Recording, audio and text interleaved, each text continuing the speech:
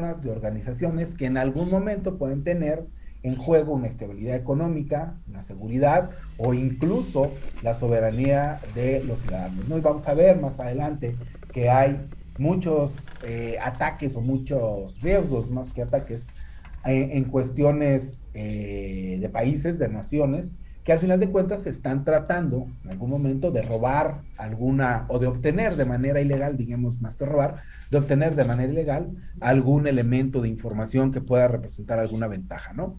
Bien, entonces les decía que hay que distinguir entre tres cosas. Ciberseguridad, todas las prácticas para defender con tecnologías, computadoras, servidores, dispositivos móviles, servidores electrónicos, redes y datos de cualquier ataque malicioso. Esa sería la parte de la ciberseguridad. Entonces, pocas palabras, procesos, métodos, herramientas que nos permitan defender, asegurar los activos informáticos de una persona, organización o gobierno. La seguridad informática es una disciplina que se encarga de proteger la integridad y privacidad de la información almacenada en sistemas. Y la seguridad de la información son medidas preventivas y reactivas que afectan al tratamiento de los datos almacenados, que permiten almacenar y proteger información. Entonces, lo que puede más puede lo menos. Al final de cuentas, la información de la seguridad de información es parte de la ciberseguridad, pero es una parte específica de lo que debemos de hacer. En la ciberseguridad, en algún momento tendríamos que estar cuidando, respaldando activos informáticos tanto de hardware como de software, tanto reales como virtuales. Así que la ciberseguridad tiene que ver incluso con seguridad perimetral, con seguridad en edificios, con seguridad en que no sé, el suministro de energía sea continuo para no denegar un servicio. Por otro lado, la seguridad de la información tiene que ver específicamente con el cuidado de los datos almacenados en sistemas que permitan en algún momento obtener información. ¿Vale? Entonces, bueno, estaremos hablando de este primer punto, seguridad, ciberseguridad, ¿vale? Pero en algún momento podrían llegar a especializarnos y hacia allá caminan los temas en el PAD, ¿sí? Hacia la seguridad informática o la seguridad de la información. Bien, ¿vamos bien? ¿Alguna duda? Todo bien, profe, Correcto. Entonces, les decía que hay que proteger, y esto sí viene de la temática, que hay que proteger dos cosas, ¿no? La identidad fuera de línea y la identidad en línea. El ataque o muchos de los ataques empiezan en el basurero, dicen por ahí, ¿no? O sea, lo que ustedes tienen desechado en su bote de basura puede ser algo que se puede utilizar en algún momento para un robo de identidad. Si ustedes, por ejemplo, reciben eh, si ustedes, por ejemplo, reciben estados de cuenta impresos, ¿sí? Y los desechan, pues ahí están tirando un montón de datos sensibles a la basura, ¿no? O sea, su nombre, su dirección, su tipo de tarjeta que tengan, el banco en el que están teniendo algún tipo de servicio, etcétera. Entonces, no deberíamos de descuidar esta situación. Muchos de los ciberataques, incluso fuertes que se han tenido, han empezado con una situación de ingeniería inversa, ¿no? De ingeniería social, algo que se busca fuera de la que en algún momento va a permitir, va a dejar que se pueda tener un acceso hacia lo virtual. Entonces, es importante cuidar la parte fuera de línea y esto tiene que ver con qué información compartimos con amigos, familiares, personas conocidas, etcétera, y que podría decir, les digo, tener nombre, teléfonos, direcciones, en dónde van, etcétera. Y algo tan sencillo como las etiquetas que pegamos en los carros. No sé si han visto por ahí las etiquetitas donde hay dos niños y dos papás, o dos niños y un perro, o ya le pegamos la etiqueta de la universidad, o cualquier cosa. Al final de cuentas, todo eso está dando vestigios, todo está dando pistas de qué somos, ¿no? O sea, cuántos somos en la familia, en qué universidad estamos, en qué lugar trabajamos, etcétera. Entonces, tenemos que tener un cuidado en cuanto a qué información estamos exponiendo. Acá abajo dice algo, ¿no? Los ladrones de identidad pueden robar fácilmente datos debajo de los narices que tú piensas que no están pasando, ¿no? Entonces, no sé si les ha tocado, por ahí de hecho incluso les pide un ejercicio que ustedes narren qué sucede con algunas situaciones a las que se hayan enfrentado de fraude, ¿sí? Pero al final de cuentas, cualquier indicio en algún momento puede servir como para poder tener un robo de identidad. Y sucede también, por ejemplo, mucho en el tema de las llamadas, ¿no? Cuando recibimos una llamada de estas de extorsión, pues lo que hacen es empezar a lanzar piedras como para saber qué podemos ir dejando, ¿no? O sea, si le dicen, hola, ¿cómo están? Y ustedes responden, o más bien lo preguntan por Juan y ustedes, no, no vivo, no es Juan, aquí vive Omar, pues ya les dieron un dato, ¿no? Muchas veces no tienen los datos y nosotros mismos se los vamos dando, entonces habrá que cuidar esa parte. Y bueno, luego por la parte de la entidad en línea, pues aquí todavía hay mucho más cosas que cuidar una vez que tenemos una identidad digital, ¿no? Usuarios, perfiles, alias, cuentas, accesos a redes sociales, sitios web que visitamos, etcétera, etcétera. Y aquí, bueno, mucho de lo que sucede también es que tenemos guardadas las contraseñas en un llavero público o pegamos el post-it para entrar al sistema que nos acaban de dar porque no me lo quiero aprender, o utilizamos la misma contraseña de diccionario para todos nuestros servicios y no las cambiamos. Entonces, habrá que tener cuidado también con qué tanta información nosotros estamos publicando, digamos, en nuestros perfiles, en nuestras redes, en lo que está pasando, ¿no? Uno de los ejercicios que viene ahí es cómo identificarían, cómo formarían ustedes su nombre de usuario. Y bueno, aquí también tiene que ver con el ámbito en el que estamos. Nos pide que no pongamos ninguna información personal, que no utilicemos un nombre completo o partes de las direcciones o teléfonos, que no utilicemos el nombre de usuario de otro correo electrónico que ya tengamos, que no se utilice la misma combinación de nombres, usuarios, etcétera, para los mismos servicios, nombres y contraseñas para los mismos servicios, que no se elija un nombre de usuario muy extraño y se utilice muchas veces, ahorita platicamos de porque no es rastreable, que no se elijan nombres que den pistas de cómo podría ser tu contraseña y que el nombre de usuario sea apropiado para el tipo de cuentas. Y aquí viene una situación, ustedes me van a decir, por ejemplo, los de la FES, pues tienen todos nuestros datos, ¿no? Nombre completo y una homoclave, ¿no? Pues bueno, aquí es una cuestión institucional, se supone que el correo se tiene que distinguir. ¿Por qué se hace así? Porque si ponemos el número de matrícula, de repente no lo vamos a utilizar, entonces, o no lo vamos a distinguir. Habrá que tener entonces un balance, ¿no? Entre lo práctico y lo seguro. En algún momento vamos a ver que tenemos seguridad de caja negra y seguridad de caja blanca. Y hay un ejemplo básico para esto, ¿no? Si ustedes ponen una caja a media plaza pública, cerrada con 7 candados, 2 policías y un perro guardián, más de uno va a tratar de ver qué hay adentro, ¿no? Y va a tratar de burlar esa seguridad. Cualquier candado que pongamos es burlable al final de cuentas, ¿no? Entonces van a buscar la forma de ver qué hay dentro, ¿no?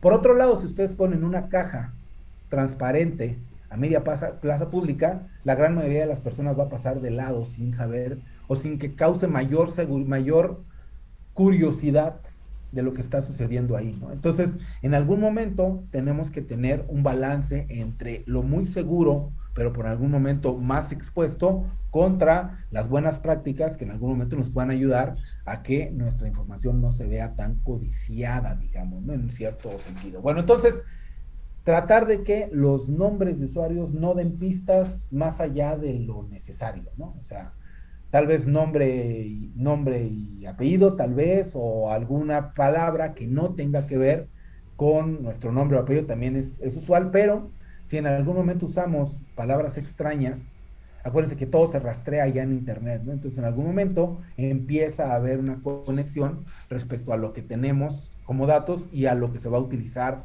en algún momento, ¿no? Bueno, ¿qué datos tenemos que proteger? A nivel personal, los datos que expongan o que en algún momento vulneren nuestra seguridad. Número de seguro social, número de licencia, lugar de nacimiento, enfermedades que pudiéramos llegar a tener, fichas médicas, historiales financieros, etcétera, ¿no? Hay una ley de protección de datos a la seguridad, de protección de datos personales, y en algún momento no se respeta. ¿Cuántos de ustedes han tomado algún tipo de servicio, el que quieran, en Internet y se ha dado la tarea de leer el disclaimer que les ponen al final? Yo les garantizo que la gran mayoría de ustedes pasa hasta el final, le ponen a aceptar y lo mandan. Pero en medio de ese disclaimer están diciendo que sus datos van a poder ser compartidos entre un montón de personas, de organismos y de empresas que en algún momento van a servir para tener algún tipo de beneficio, ¿no? Y más de una vez hemos recibido llamadas así, ¿de dónde obtuviste mi número? Pues tú se lo diste en algún momento, ¿no?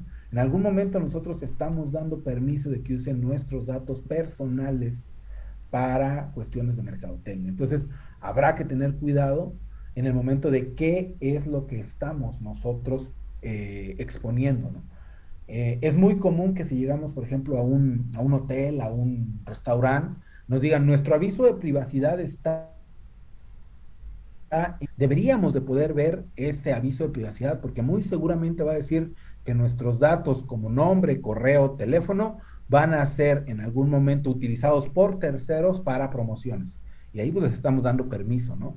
Tendríamos en algún momento, sí, el derecho de poder decidir cuáles datos serían públicos, cuáles datos no serían públicos, cuáles podríamos en algún momento reservarnos, ¿no? Bueno, entonces, todo lo que infrinja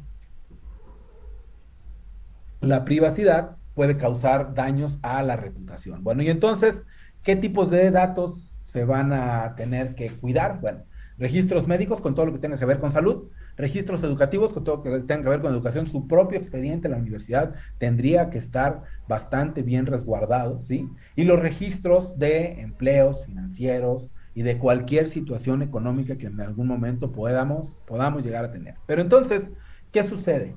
¿Dónde están los datos? Aquí el ejemplo, ¿qué es lo que dice? Alguien toma una foto con un grupo de amigos, ¿sí? ¿Y qué es lo primero que hacemos cuando tomamos una foto con un grupo de amigos, andamos de viaje, lo que sea? Lo pasamos por el WhatsApp, ¿no? O lo pasamos por una red social que ustedes les gustaría, ¿no? WhatsApp o Telegram o cualquier cosa. De entrada ahí lo que estamos haciendo es la foto ya no está nada más en mi dispositivo, está en un servidor el tema de la mensajería. Después, a alguno de estos amigos lo que hace es subirla a una red social. Entonces ya tenemos una foto en el dispositivo, una foto en la mensajería y una foto en la red social. Y al momento de estar en la red social, ¿qué es lo que hacen? Pues que todo el mundo ya la puede bajar, ¿no? Muy pocas veces las redes sociales están restringidas a un público que tenga que ver directamente con nosotros, ¿no? Muchas veces está abierto. Entonces, ¿en dónde quedó la foto? Pues quedó en todos los lugares ya, incluso en el propio teléfono. A veces tenemos automática la cuestión de la copia y ya está subida en un servidor. Entonces, por mucho que digamos que nuestro dato es o nuestra fotografía es personal, deja de serlo al momento que se publica o al momento que se distribuye, ¿no? A ver, por ahí dicen los metadatos, ¿cómo se pueden evitar? A ver, Jonathan, ¿a qué va con eso? Si tienes tu micro, así préndelo.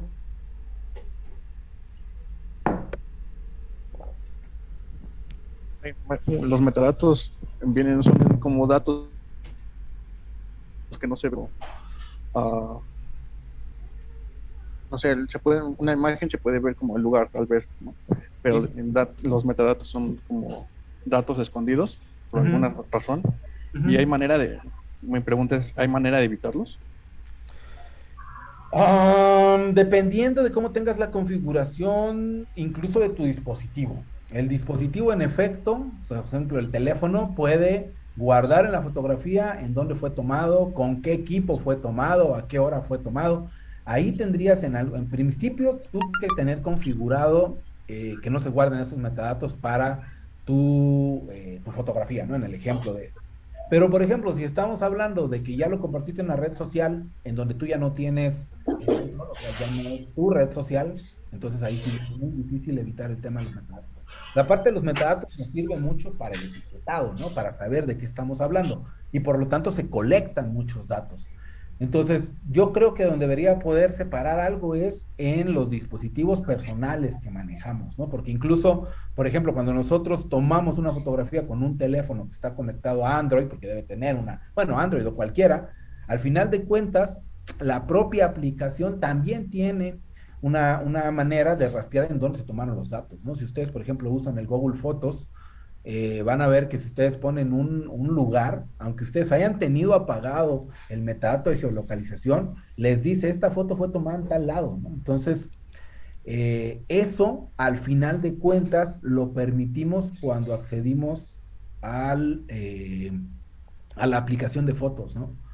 Aquí yo creo que la situación sería, pues, no ocupar fotos, la aplicación de fotos, ¿no? De Google Fotos o cualquier otra aplicación.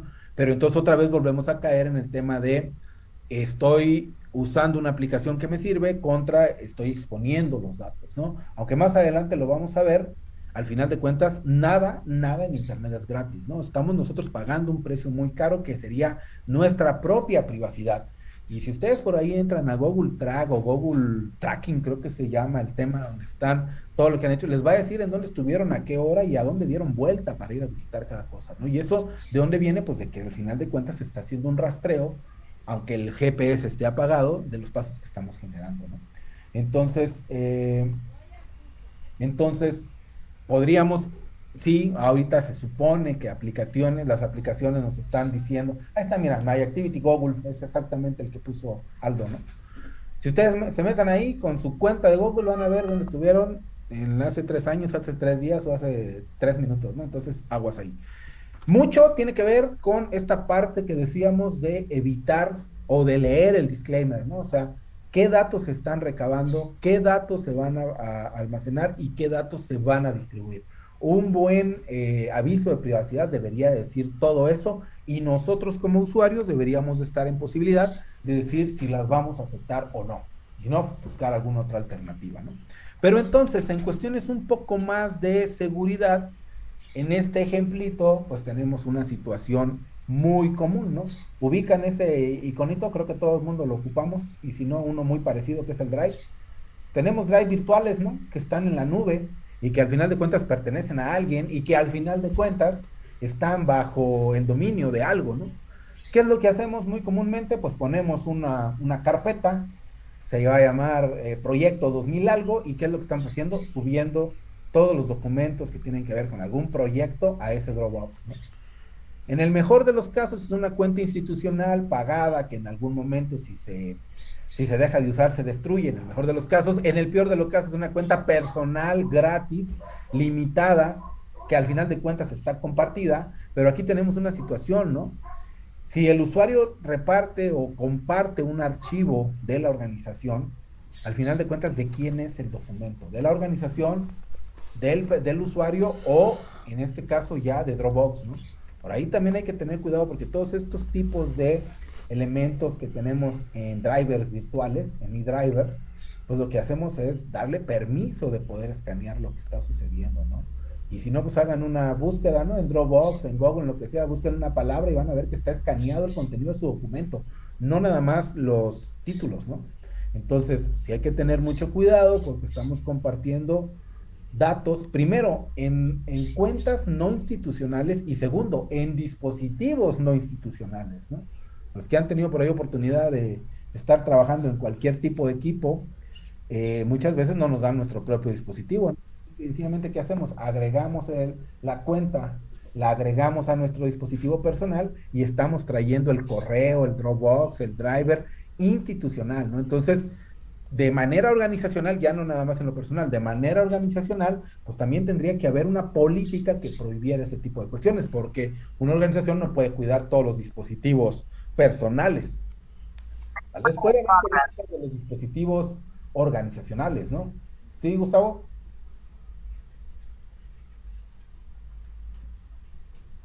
Nada, profesor, disculpe. Bien, entonces, pues bueno. ¿En dónde queda o bajo el resguardo de quién queda el archivo que se compartió al final de cuentas dentro de Dropbox, ¿no? La parte organizacional tendría que cubrir políticas, aquí sí, políticas de uso de este tipo de elementos, ¿no? Muy bien, ¿vamos bien? Entonces, pues, ¿quién es el dueño de los datos? Hay un acuerdo empresarial que indique que somos los dueños, ¿sí? La seguridad de información está encargado, el Departamento de Seguridad de la Información de la organización está encargado de cuidar los datos, pero tal vez no tiene la capacidad de cuidar todos los dispositivos. Entonces, habrá que tener políticas particulares que permitan o no el uso de este tipo de cuentas empresariales, ¿no? Bien, entonces, pues, ¿qué más, no? Al final de cuentas tenemos registros médicos. Aquí no es tan común en México, pero cuando los que tienen por ahí algún tipo de seguro, eso sí es así, ¿no? O sea, el expediente médico de una persona en un hospital privado es compartido con la aseguradora, con las afianzadoras, con el banco, ¿no? Y en algún momento, si no hay una política adecuada, podrían estarse compartiendo datos sensibles como elementos, no sé, enfermedades cardiovasculares, incluso, por ejemplo, ahorita con lo que está tan de moda, ¿no? Si alguien sufrió o no ya una infección de COVID, ¿no? Y eso en algún momento podría llegar a ser hasta discriminatorio. Entonces, debe haber disclaimers adecuados para que los datos personales no sean repartidos con quien no deba de generar este tipo de situaciones, ¿no? Luego la otra, las tarjetas de fidelidad, no sé si les ha tocado, cada vez que van a alguna tienda, lo primero que me dicen es, tenemos una tarjeta de puntos. Ok, es gratis, pero ¿qué les piden? Nombre, teléfono, correo. Pues con eso ya tenemos 3 datos para que les estén mandando publicidad dirigida o no todo el tiempo, ¿no? Están ustedes regalando su identidad a cambio de puntos en una tarjeta, ¿no? Entonces, bueno, habrá que tener cuidado porque al final de cuentas esto pudiera también llegar a que si no leemos el tema del aviso de privacidad, ustedes tal vez recabaron o dieron sus datos para la empresa morada, pero esta la repartió con la verde, azul y morada o roja, y ya entonces 4 entidades tienen sus datos y ahí sí se va haciendo una cadena, ¿no? Bien, otras de las situaciones que se tienen, los dispositivos inteligentes, y vamos a ver por ahí, ¿no? Sin tener, por ejemplo, un reloj, aquí el ejemplo está en un reloj, ¿no? Pero simple y sencillamente con el teléfono, ¿no? El contador de pasos, lo que les decía hace un rato, ¿no? El Maps que nos dice a dónde vamos, ¿no? Lo que estamos haciendo es recabando, o se está haciendo es que se están recabando muchísimos datos en dispositivos conectados a Internet, famoso Internet de las cosas, ¿sí? Que están generando ya no nada más información que se captura, sino que están generando información por el uso. Cuántos pasos dieron, a qué ritmo están comiendo, qué es lo que están ingiriendo en calorías, incluso, por ejemplo, ya con cuestiones como los relojes, hay quien se toma la presión, el flujo sanguíneo, entonces están generándose datos que si tal vez los está recabando un aplicativo, en algún momento se están compartiendo con terceros. Y esos sí son datos al final de cuentas sensibles porque se está exponiendo la parte física y de salud, ¿no? De las personas. Entonces, también hay que tener mucho cuidado con eso, ¿no? Entonces, como cierre de esta parte, nada más comentar pues, que nada en Internet es gratis, ¿sí? Puede parecer que algo puede ser gratuito, pero al final de cuentas estamos pagando todo eso con nuestra privacidad. ¿Por qué estamos llenos de eh, mercadotecnia, de avisos, de llamadas ahí a 3, 4, 5 de la mañana? Pues que en algún momento dimos un aviso o dimos por leído un aviso que tal vez no leímos bien y que ya alguien tiene pues, acceso a nuestros datos, ¿no? Entonces, recuperar el tema de decir, deja de llamarme, pues es todo un proceso engorroso que tal vez lo peor que nos pueda pasar es que nos estén llamando, pero hace que perdamos el tiempo, ¿no? Entonces, cuidado, sobre todo si algo es gratis o está muy barato o está muy increíble el costo, cuidado porque puede ser una trampa, ¿no? Más adelantito hablaremos de phishing y ahí, por ejemplo, tenemos una situación, sobre todo en ofertas, ¿no? Si sabemos que hay una chamarra que cuesta 5,000 pesos en todos lados y de repente la veo en 500 pesos, pues algo está mal, ¿no? Seguramente es un ataque que datos de nuestras tarjetas de crédito, cosas por el estilo, porque es una situación pues muy desmedida en cuanto a la oferta que se pueda llevar, ¿no? Muy bien. Entonces, ¿dudas? ¿Vamos bien? Bien, Todo. correcto. Siguiente punto es, ¿qué quiere un hacker? Primero preguntarles o saber si sabemos todos los que es un hacker, ¿no? El hacker es un atacante y en algún momento puede ser un atacante malintencionado o en el peor de los casos puede ser un usuario mal capacitado. Muchos de los ataques o muchos de los incidentes de ciberseguridad que se tienen es porque alguien no grabó, porque alguien no hizo un rescate, que alguien no llenó una forma de manera adecuada. Cuando hablamos de ciberseguridad, no solamente estamos hablando de contraataques, sino de protección contra incidentes. Quedamos en algún momento que lo que pretende la seguridad de información es proteger los activos informáticos y que estos sigan dando servicio de manera continua. Pero si alguien desconecta el ventilador eh, que estaba enfriando los discos duros y estos por ese motivo truenan, pues también tenemos una denegación de servicio, ¿no? Entonces, sí hay personas intencionadas, capacitadas técnicamente, que pretenden un objetivo, esos serían los famosos hackers, pero por otro lado también tenemos usuarios que tal vez por un descuido, por una mala capacitación, por negligencia, pudieran llegar a exponer en algún momento lo que sucede con nuestra información. Entonces, la ciberseguridad debería de tener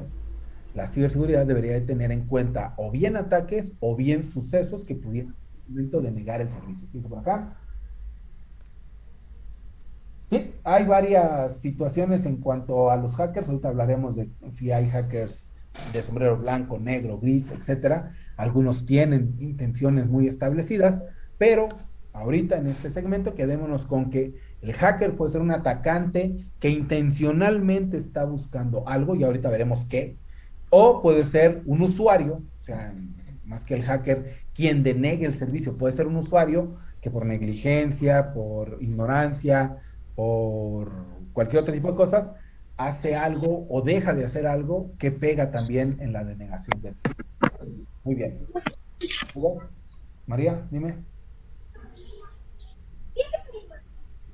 Bien, correcto. Entonces, cuando hablamos de hacker, lo primero que se nos viene a la mano es alguien que quiere nuestro dinero. Bueno, puede ser alguien que quiere un beneficio económico, puede ser, aunque no siempre es un beneficio económico, ¿no? A veces solamente por el hecho de decir, lo pude hacer, lo pude lograr, también pudiera haber alguna situación, ¿no? Entonces, bueno, tener cuidado con qué es lo que se está utilizando, ¿no? Bueno, robo de identidad. ¿Qué es el robo de identidad? Cuando una persona obtiene datos que pertenecen a otra y los usa para hacerse pasar por algo, ya sea para cobrar una póliza, para entrar al cine en su nombre o para hacerse pasar por él para obtener un beneficio, ¿no? Cuando esta persona obtiene, transfiere, posee o utiliza datos no autorizados por la persona, se está haciendo un robo de identidad. Y puede ser el hacerse pasar por alguien, ¿sí? O el hacer creer que esta persona es alguien, ¿no? Entonces, puede suceder desde que te falsifiquen un formulario para sacar un préstamo a tu nombre, o desde que creen un perfil falso, ¿sí? Con tu foto y etcétera, como para poder ver qué más llegan hacia otras personas, ¿no? En tus redes sociales. Y es muy común, ¿no? Entonces también, eh, por un lado, primero, si estamos en una situación de redes sociales, si ya tenemos una persona y nos llega otra invitación con otro nombre o con la misma foto, pues lo primero que tenemos que hacer es preguntar, ¿no? Si la mandaron. Puede que se hayan cambiado de perfil, pero puede que sea un tercero que tomó tu foto y tu nombre y generó un perfil falso para ver quién elementos o quién de estos amigos en algún momento llegan a caer en ese sentido, ¿no? Entonces, bueno, podemos tener robos de identidad médica, robos de identidad bancaria, robos de identidad financiera, robos de identidad personal. Entonces, ¿qué se indica en este sentido? No publicar datos de más, tener cerradas nuestras redes sociales hacia solamente amigos, este, eh, de perfil que describa exactamente quiénes somos, ese tipo de cuestiones, ¿no? Entonces, para cuidar el tema de robo de identidad, tendríamos también en algún momento que cuidar lo que sucede con estos elementos. ¿Y qué es lo que va con este tema de robo de identidad? Alguien haciéndose pasar por terceros, ¿no?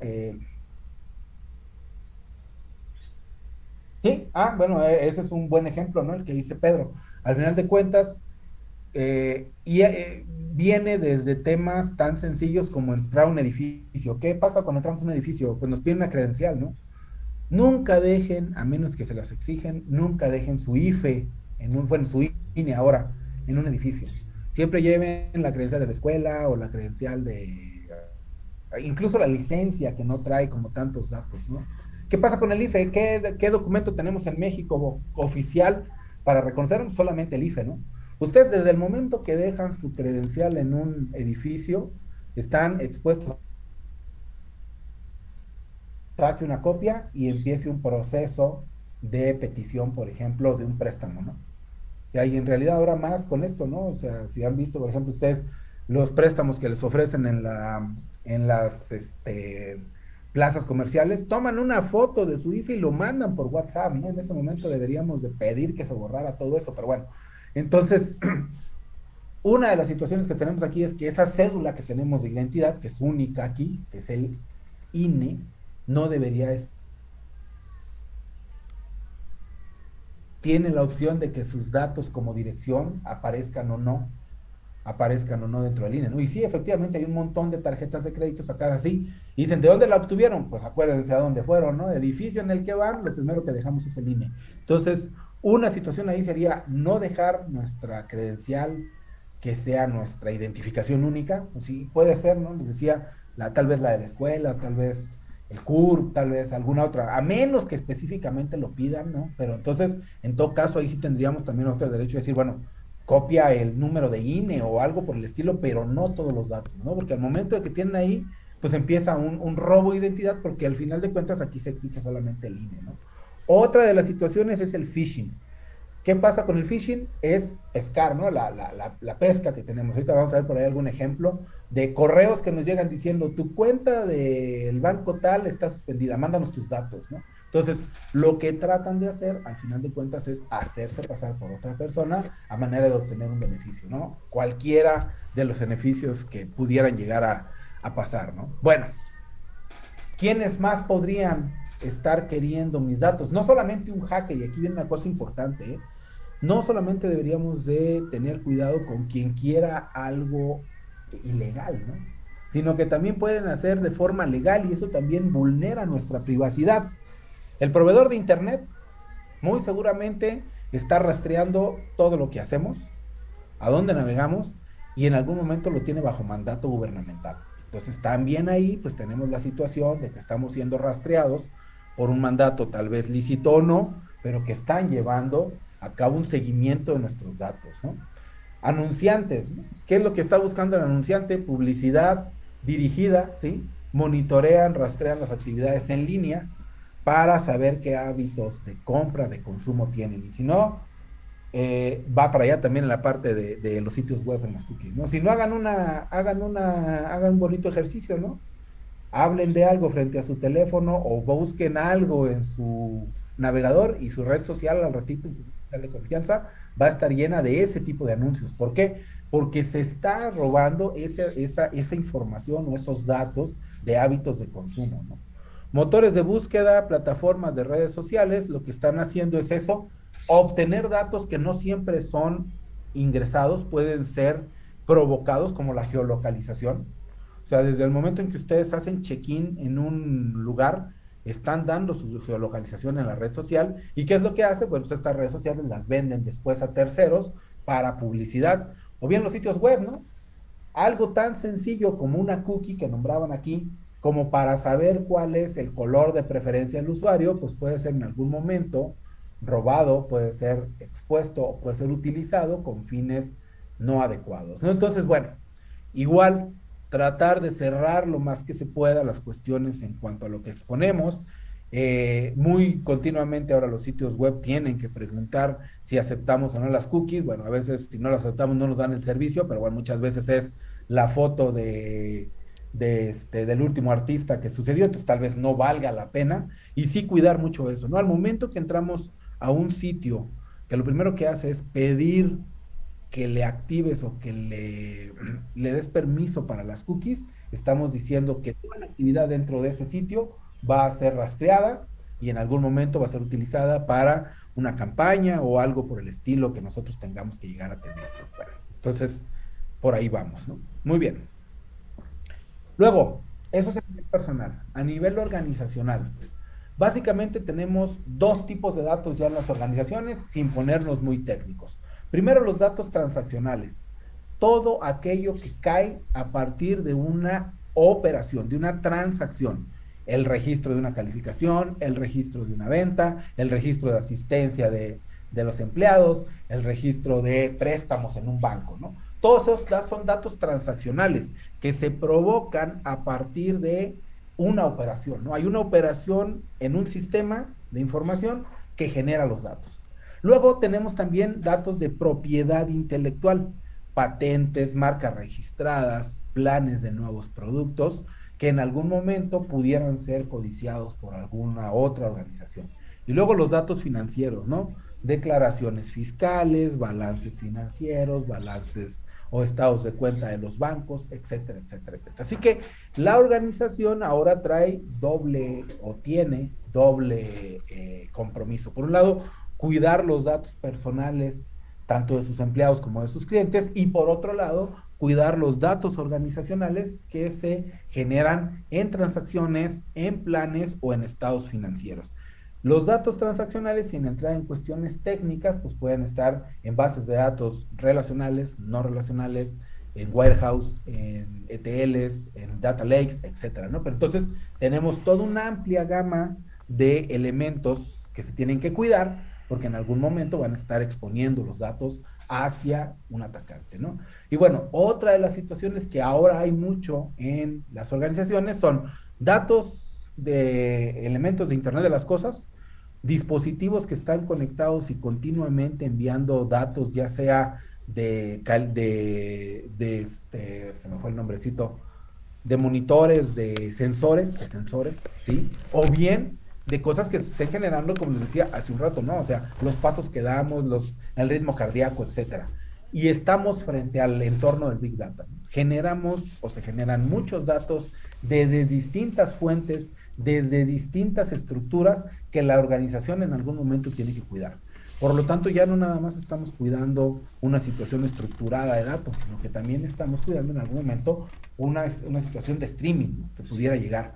Por lo tanto, las políticas de organización o de ciberseguridad en la organización tienen que ahora ampliar el panorama y ya no nada más considerar datos transaccionales, sino todo lo que hay alrededor, ¿no? Ahorita hemos visto mucho como un tweet, por ejemplo, o un post en una red social, pues puede destruir la reputación de una organización. Y ese es uno de los puntos más importantes que tiene la organización. Aparte de cuidar el activo informático, tiene que cuidar la reputación, que sería el cómo se ve frente a sus pares o frente a sus clientes o frente al público en general. Bien. Por ahí hay una serie de elementos que se llaman el cubo de Macumber, que es un marco relacional que está en funcionamiento desde el 91, de 1991, y que ayuda a las organizaciones a establecer y evaluar las iniciativas de seguridad sobre las cuales deben de caminar, ¿no? Tiene 3 dimensiones.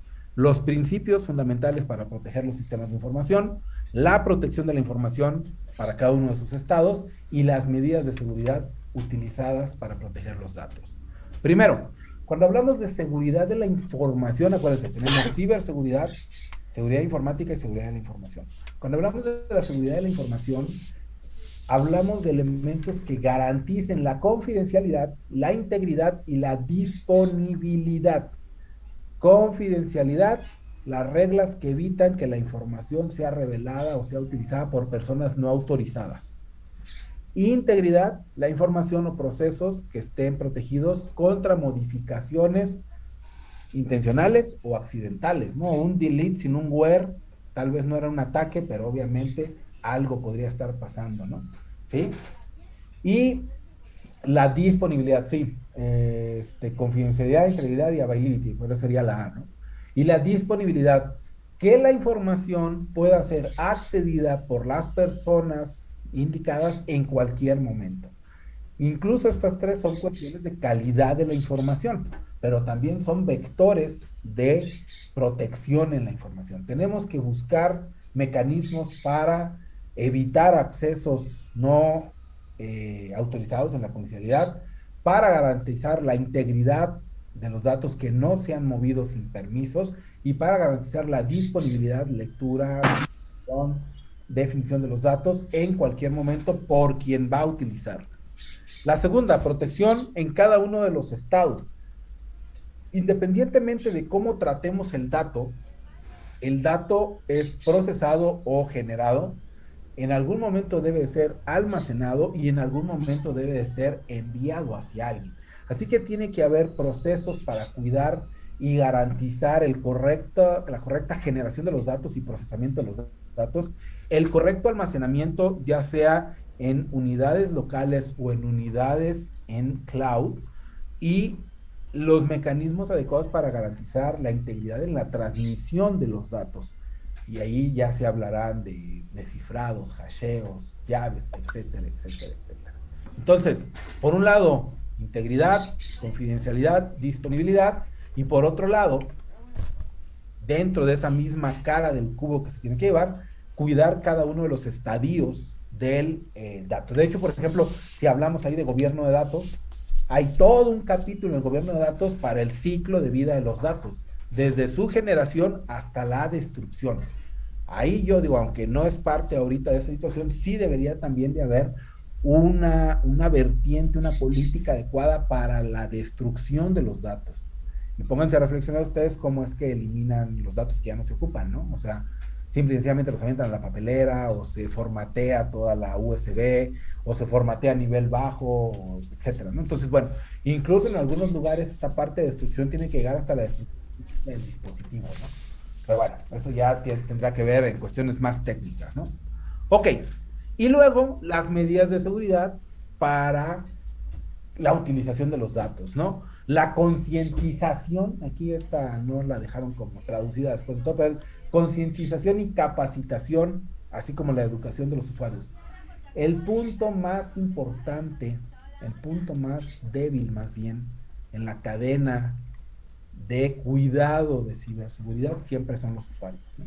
Si el usuario no está consciente, capacitado, educado de la relevancia de la ciberseguridad, pues va a seguir haciendo lo que hace un usuario, ¿no? Dejando sus contraseñas en un papelito, poniéndole el nombre de su gato a la contraseña, usando la fecha de nacimiento de él o de sus hijos para poder tener acceso rápido, no cambiando las contraseñas de manera adecuada. Entonces, donde más debería de haber una situación de inversión sería en capacitación y educación, ¿no? Obviamente en tecnología, entre mayor y mejores herramientas se tengan, pues mejores formas de cuidar la seguridad informática, o bueno, los activos informáticos tendremos. Y otra cosa importante, debería de haber políticas y procedimientos de manera organizacional para el tratamiento de los datos, para el procesamiento de los datos, para el almacenamiento de los datos, etcétera, etcétera, etcétera. Suena como que va a haber muchas cosas que hacer, sí, pero al final de cuentas se están tratando de llevar ejes que en algún momento nos permitan tener lo mejor posible cuidado los elementos que en algún momento vamos a utilizar, ¿no? Bien, entonces, cuando hablamos de la seguridad de la información, les decíamos, es la protección de la información, especialmente en el procesamiento de los datos, ¿no? Tiene por objeto impedir la manipulación por elementos no autorizados, y lo que nos permite es decir que las personas y las tecnologías deberían de estar cuidados de amenazas, ¿no? No significa que la información y los datos no es lo único que hay que cuidar, sino que al final de cuentas, en la parte primordial, la seguridad de la información se enfoca en los procesos, y la ciberseguridad, en todo caso, se enfoca en los activos, si es que lo queremos ver de esta manera, ¿no? Bien, entonces, como resumen, La confidencialidad tiene que ver con la protección de accesos no autorizados, usos no autorizados, divulgación no autorizados, y se tiene que proteger en sistema, en tránsito y en proceso. Al final de cuentas, todos los ejes que teníamos se tienen que cuidar. La integridad es la protección de las alteraciones de los datos por elementos no establecidos en el almacenamiento, en el tránsito y en el proceso. Y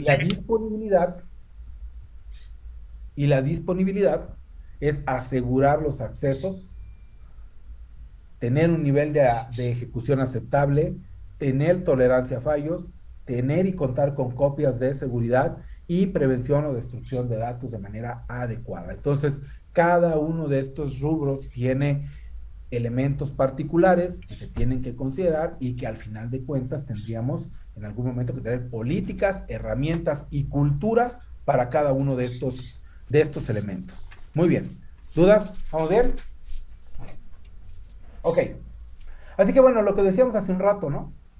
Cuando tenemos nosotros un intento de robo de seguridad, podemos encontrarnos con diferentes situaciones. Primero, con que tengamos un, un elemento falso en un correo, y por ejemplo aquí el ejemplo se ve como muy normalito, se ve bien, pero fíjense arriba, ¿no?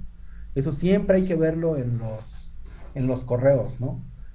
De dónde viene el dato, o sea, o también desde qué servidor, en una segunda situación más técnica, no nada más el nombre del usuario, porque en algún momento se pueden enmascarar, ¿no? Desde qué servidor salió, y bueno, esta cosa pues no tiene ningún elemento que parezca Netflix, ¿no? Y por lo general siempre va a llegar un elemento de se bloqueó o tu acción no fue realizada, y otra de las cosas que se tiene que cuidar es el cómo está redactado, ¿no? Por lo que cuando es un correo falso, cuando es un correo falso, lo que tenemos es un tratamiento impersonal, a veces con falta de ortografía y hacia temas que en algún momento no se han generado. Entonces, siempre es importante que antes de dar un clic en el botón del correo, veamos hacia dónde nos va a direccionar. Aquí, por ejemplo, hay otra situación, ¿no? Está todo muy bien en cuanto a PayPal, incluso tiene un HTTPS, pero fíjense, ¿no? Aquí tenemos un nombre de dominio, pues que no es, ¿no? Se parecen o tratan de hacer lo que parezca, pero en algún momento no es la situación que están llevando, ¿no? Entonces, cuando se trata de robo de identidad, lo que vamos a tener por lo general es un ataque de phishing, que lo que va a pretender es que alguien ingrese sus datos reales en elementos falsos que llevan a que sean colectados esos datos, ¿no? Y les decía, y parte también del ejercicio que tienen que resolver, ¿no? Hay que fijarse en los gráficos, hay que fijarse en el dominio, hay que fijarse en la forma en la que está redactada y hay que fijarse en la forma en la que somos abordados, ¿no? Muchas veces es muy general la forma o incluso sin género, ¿no? No, los troyanos sí ya son un ataque que va dentro de algo. Tal vez te llega una foto y dentro de la foto va el elemento malicioso. En el phishing lo que tratan de hacer es que tú caigas en una situación de entrar a un sitio que parece real, pero es falso, y lo que va a hacer es colectar tus datos, ¿no? Ok. Se pueden copiar, de hecho, por ahí digo, ya en cuestiones técnicas, en algún momento se tendría que hacer hasta un escaneo línea por línea de las páginas, pero siempre nos vamos a encontrar con algo acrónimo, ¿no? O sea, eso sí, no pueden, a menos que hayan tomado control completo del servidor, no podrían usar el nombre del dominio que se está utilizando, ¿no? Sí, exactamente, ¿no? O sea, se pueden copiar las páginas a la perfección, pero en algún momento siempre es recomendable ver hacia dónde dirigen los datos, ¿no? Y sobre todo si se va a hacer un pago, si se va a hacer una solicitud de un producto, etcétera, sí ver esto, ¿no? ¿A dónde nos lleva el servicio? Bien.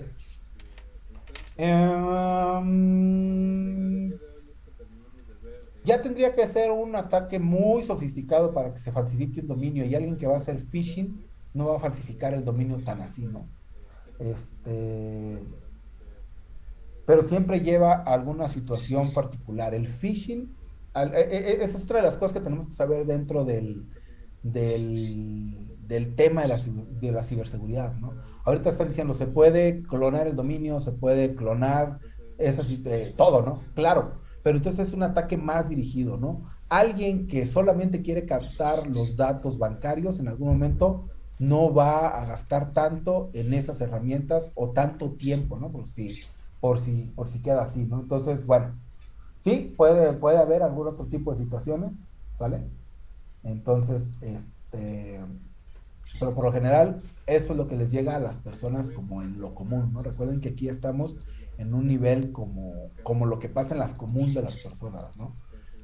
Yo hasta la fecha no he visto que un ataque como muy general esté utilizando este tipo de herramientas, ¿no? ¿Qué pasó, Santiago? No sé si comentó la pregunta que hizo el compañero Alejandro Garay, me resultó bastante interesante. No escuché si lo respondí. No sé qué dijo Alejandro, mejor. Alejandro Garay dice, ¿por qué se le da el certificado SSL si no es un sitio seguro? Tú puedes comprar un certificado a la hora que quieras, exactamente como están diciendo. O sea, si tú tienes un dominio, llámese Patito23 o banamex.com, tú puedes pagarle un certificado al dominio. Cuando te venden el dominio, te piden que tú valides que eres dueño del dominio, pero no te piden que demuestres la propiedad moral. No sé si me explico. O sea, yo puedo tener un Sí, dominio que se llame unam.mexico.mx, por ejemplo, ¿sí? Y comprarle un certificado. Me van a decir, a ver, tú eres dueño del dominio, demuéstralo, ya sea con un DNS o con un archivo. Pero no me van a pedir que demuestre que soy dueño de la UNAM. No sé si me explico en ese sentido. sí, muchas ¿Sí? gracias, muy claro. Entonces, cualquiera puede tener un dominio HTTPS, no importa que sea como esta cosa, ¿no? PayPal o PayPal, no sé si PayPal es paypal.com, tal vez yo puedo tener un paypal.com.mx.mx, no sé, por decir una locura, ¿no? Pero entonces te dicen, demuéstrame que eres dueño del dominio, más no demuéstrame que eres dueño de la marca, por si es que lo queremos ver así de esa forma, ¿no? ¿Vale? Muy bien, ¿vamos bien? Correctísimo. Pues aquí ya tenemos harto que echarle, ¿no? DNS Poison, Set to Kill, etcétera, ¿no? Pero bueno, entonces, como medidas generales, revisar de dónde viene, qué gráficos se tienen, cómo está la ortografía y hacia dónde nos lleva, ¿no? Eso sí, casi todos los elementos de correo nos permiten ver el destino a donde nos lleva la URL y sobre todo la parte de phishing llega por correo, ¿no? Casi siempre o en algún momento en algún pop-up o algo lanzable desde alguna página a la que estemos navegando. Muy bien, correcto. Bueno, por ahí mandan ejemplos de qué es lo que está pasando en algún momento. Alguien tuvo acceso a las cámaras de seguridad de una empresa y bueno, pues se quedaron expuestos todo lo que había. Entonces, y tal vez, si bien no fue un ataque directo a las personas, fue un ataque a una organización de las cuales pudieron recabar datos y también una empresa de informes crediticios, pues también fue atacada y al final de cuentas tenían en algún momento acceso a datos sensibles, ¿no? Entonces, bueno, la responsabilidad que tienen las organizaciones es bastante grande en el tratamiento de los datos y tiene que estar siempre protegida, debería de estar protegida bajo un aviso de privacidad como para saber qué es lo que está sucediendo, ¿no? Y siempre, pues al final de cuentas, es un eslabón a veces externo el que se vence, ¿no? En algún momento, no sé si se acuerdan, que estaban por ahí a la venta los datos del INE, ¿no? Del Registro Federal de Electores, porque algún partido que tiene derecho a tener los datos tuvo a bien colgarlos en un driver sin contraseña, ¿no? La ventaja es que los datos creo que no estaban completos, nada más eran nombres y números de credenciales, pero en algún momento el INE pues tiene acceso a nuestros datos de domicilio, el CUR, etcétera, ¿no? O sea, se pueden generar como muchas situaciones. Bien, entonces bueno, las consecuencias son bastantes y continuas, ¿no? A nivel organizacional, incluso la persona daños a la reputación, ¿no? Por ahí hay muchos ataques, por ejemplo, de redes sociales que tal vez no te roban información o no te roban dinero, pero sí que empiezan a mandar mensajes muy groseros o grotescos a tus contactos, ¿no? Entonces, bueno, esa es una, ¿no? Vandalismo, robo, ya sea físico o virtual, pérdidas en los ingresos porque dejas de prestar servicios o propiedad intelectual dañada. Entonces, las consecuencias muchas veces no son cuantificables y en algún momento pueden llegar a arruinar o a la persona o a la organización, sobre todo a la organización, ¿no? Bueno, ¿qué medidas debería de haber en las organizaciones? Primero, invertir en capacitación hacia ciberseguridad. Este tipo de cosas, ¿no? Concientizar a las personas que cualquier cosa que hagamos en el ámbito personal, en algún momento puede pegar hacia el ámbito organizacional, ¿sí? Y que se tienen que cuidar o que tener políticas para poder tratar de socavar estas situaciones, ¿no? Entonces, no son desperdicios, no tienen que ser elementos técnicos. Les decía, este mismo curso no es un elemento técnico, no es un curso técnico, es más bien un curso de concientización, ¿no? ¿Qué hay en torno a la ciberseguridad, ¿no? En algún momento tener autenticación de doble factor, mantenimiento de los archivos y monitoreo continuo de sus usuarios, almacenamiento de las contraseñas mediante hash, digo, ahí incluso es parte del top 10 de ciberseguridad, ¿no? No guardar las, eh, las contraseñas de manera plana, separar los recursos en redes, ¿no? De la red pública de la red privada, y si se va a tener como ahora muchos accesos de manera remota, pues tendríamos que tener todo a través de VPNs, ¿no? O de mecanismos que permitan en algún momento eh, blindar las conexiones. Una medida podría ser los antivirus, ¿sí? Eso ya es, aunque eso es dirigido a un ataque particular, pero sí que se tendría que tener una política, primero de adquisición, luego de instalación y luego de actualización de antivirus. Eso es básico, ¿no? Bien, muy bien.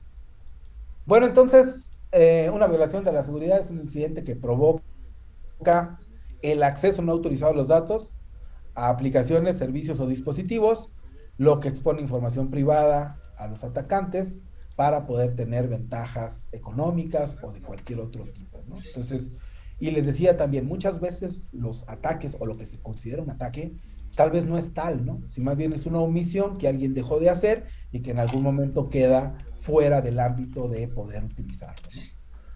Los atacantes son personas o grupos que intentan aprovechar una vulnerabilidad para obtener una ganancia personal o financiera o incluso de cualquier otro índole, ¿no? Aunque sea de reputación. Entonces, cuando alguien pretende atacar la situación, hay varios términos. Primero, los aficionados, ¿no? Los script kiddle. Aquí viene traducido como niños de guiones, ¿no? Está ahí medio rara la traducción. Pero al final de cuentas, Sí, son... de la fe. ¿Qué pasó, Ana? Sí, sí. Ay, perdón. Una disculpa, tenía abierto el micrófono. Ok, son aficionados que tratan de encontrar algo, ¿no? Los scripts, al final de cuentas, están tratando de mostrar que pueden hacer daño con lo que están haciendo. Entonces, en algún momento son muy peligrosos porque buscan muchas o buscan las formas de atacar algo, aunque no estén buscando un beneficio económico, ¿no? Sino más bien, como decían hace un rato, ¿no? Porque se puede hacer, lo voy a hacer, y en algún momento estamos muy expuestos hacia este tipo de personas, ¿no? Entonces, pueden llegar a tener en algún momento intenciones no económicas, pero sí intenciones de dejar sin servicio a algo, ¿no? Incluso, por ejemplo, las escuelas sufren mucho de eso, ¿no? Demostrar que puedo tirar el sistema nada más porque lo puedo tirar, ¿no? Bueno, la otra serían los hackers, ¿sí? Ya las personas que en algún momento tienen una capacidad técnica más establecida para poder generar un ataque. Y uno tercero serían organizaciones, ¿no? Hackers organizados que en algún momento tienen un ataque conjunto o hacen algún tipo de elemento para actividad, los hacktivistas o terroristas o piratas que en algún momento pretenden hacer un ataque conjunto hacia organizaciones, estados o personas, ¿no? Bien, son patrocinados muchas veces por entidades gubernamentales en algún momento o por algún tipo de interés político atrás de ello, ¿no?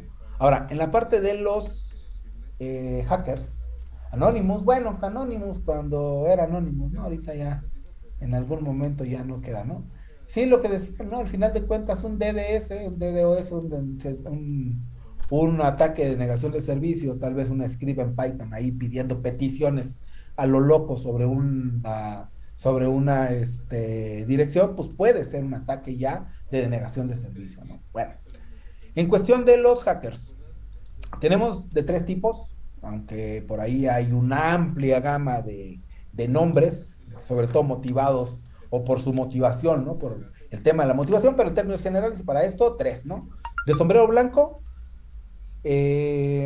gente preparada técnicamente para llevar un ataque, pero que al final de cuentas están contratadas primero por la organización y que en algún momento están buscando la forma de mejorar la seguridad, ¿no? Alguien que lleva a cabo, por ejemplo, una auditoría informática, pues es un hacker de sombrero blanco que lo que hace es buscar las debilidades, encontrarlas y reportarlas inmediatamente.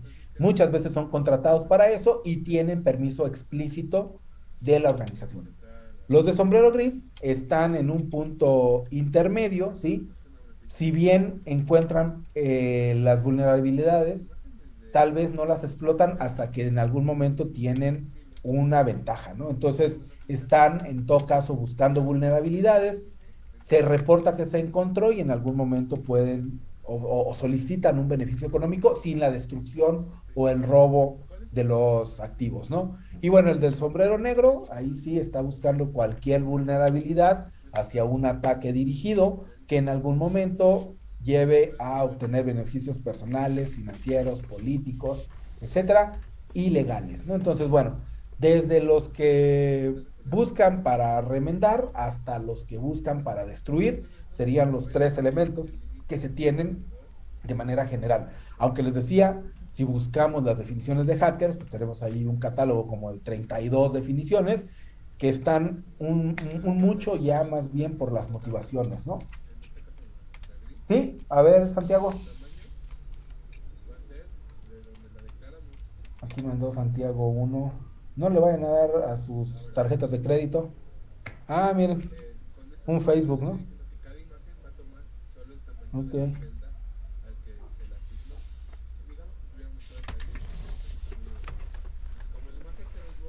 Chulada de cosa. Ah, mira. Pues sí, eso es lo que se trata de hacer. Y ahora, sobre todo, bueno, ahorita como quiera todos tenemos algo de cultura, algo de cultura informática, ¿no? Sabemos que ahí está mal, pero la gran mayoría de las personas que no tienen un conocimiento tecnológico, informático, etcétera, pues van derechitos, ¿no? O sea, todavía hay quien sigue cayendo en la llamada del sobrino que viene llegando de Estados Unidos y no trae para el taxi, ¿no? Entonces, bueno, pero estamos expuestos a esto todo el tiempo y que en algún momento podríamos llegar a enfrentarnos o a sufrir las consecuencias, ¿no? Muy bien. Ok, bueno, entonces puede haber amenazas internas y externas. La interna tiene que ver con empleados o personal contratado, asociados o en algún momento alguien que tiene una relación formal con la organización, ¿no? Que de forma accidental o intencional maneja datos de forma malintencionada, facilita el acceso a dispositivos como USBs, impresoras, servidores, etcétera, intenta plantar malwares o amenaza las operaciones diarias de la organización. Por un lado, entonces, las amenazas internas tienen que ver con personas que en algún momento sí tienen acceso a los activos y que ya sea o porque se enojaron o porque les dio tedio, empezaron a generar algunas cosas, ¿no? Bien. Y luego la otra son amenazas externas, ¿no? Ahí sí, atacantes experimentados que en algún momento buscan las debilidades y que están tratando de obtener algún tipo de acceso, ¿no? Bueno, y ya para terminar, viene el concepto de guerra cibernética. En la parte de la guerra cibernética es el uso de tecnología para penetrar y atacar sistemas de información y redes a nivel nación, ¿no? Con tratar de interrumpir servicios, de causar algún tipo de malestar o incluso de alguna ganancia económica, ¿no? Entonces, bueno, por ahí hay un primer ejemplo que lo nombran y viene preguntado en los ejercicios. El TENET es la primera arma digital y, bueno, él tenía un elemento ya de un fin completamente político, ¿no? Por ahí del 90 y tantos. Y bueno, ¿para qué se está o para hacia dónde se lleva el tema de la guerra cibernética? Para recopilar información o secretos de una nación o para impactar en la infraestructura, ¿no? O sea, o bien obtener datos, ventajas, información de una nación externa, o bien paralizar o causar algún tipo de daño, molestia, etcétera, etcétera, hacia la organización. Bueno, creo que ahí estamos, nos acabamos la hora y media de manera rápida. Entonces, vayan por favor avanzando en la lectura. Les decía que tenemos exactamente los mismos datos o los mismos temarios que vamos viendo nosotros aquí. Cada uno va teniendo sus lecturas, sus ejercicios, etcétera, etcétera. Vayan avanzando de manera que el viernes, o cuando lo quieran hacer, pues, podamos contestar ya el examen sin mucho problema. Y recuerden que la fecha límite va a ser el 8, ¿no? Nosotros vamos a ir avanzando aquí en los temas, uno por día, creo que alcanzamos sin mayor problema, y esperaría que el viernes pudiéramos contestar el examen todos, y si no, tenemos hasta el próximo 8 para poder generarlo, ¿no? Les decía que no iba a subir las presentaciones, porque el tema es que vayan avanzando en la plataforma, ¿no? En todo caso, tal vez les suba la presentación, pero no la grabación, ¿vale? ¿Qué pasa, Santiago? Sí, profe, gracias. Haríamos como un demo test para el examen final, digo, para... Sí, trataríamos de hacerlo. Yo esperaría que tratemos de hacerlo como un demo y ir contestándolo entre todos. Vale, gracias, profe. Vale, correcto, muy bien. Listo, pues algún otro comentario.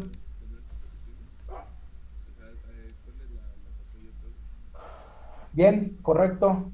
Sí, les pediré, por favor, antes de que se vayan, que pasemos un presente de asistencia, a ver. Aunque no muchos no tienen su nombre, pero bueno, por aquí. Entonces nada más le voy a poner asistencia, y nada más pongan, por favor, la palabra presente.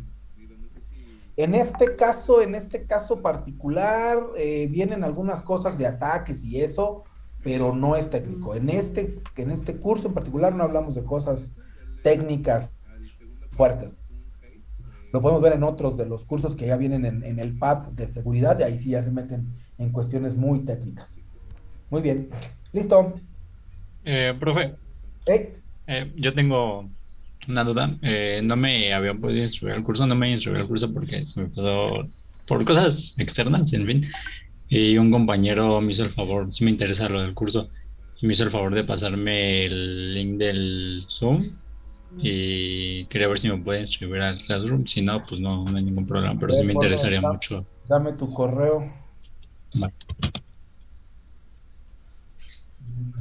¿Ya nos podemos desconectar, profe? Ya terminamos, gracias. Nos vemos mañana. Hasta luego. Hasta luego, profe. Recording Luego stopped. nos Hasta vemos. mañana, profesor. Gracias. Mucho. Hasta luego, profe. Gracias.